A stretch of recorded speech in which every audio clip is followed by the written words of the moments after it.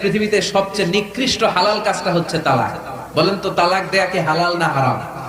না, হারাম না, হালাল।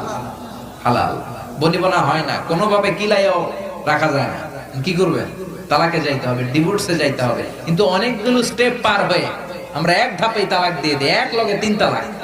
আছে না নাই? ওমরে ফারুকের সময়ে এক সাহাবী তার স্ত্রীকে 100 তালাক দিয়েছে রাগের চোটে। কয় তালাক?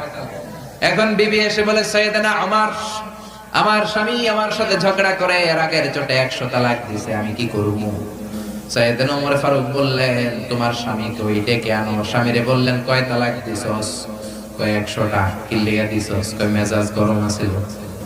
ওমর ফারুক বললেন, দাঁড়া, মেজাজ গরম আছিল না, বিচারের ফায়সালা আমি দিচ্ছি। 100 তালাক দিয়েছো তো, না দিতে হবে কয় তালাক?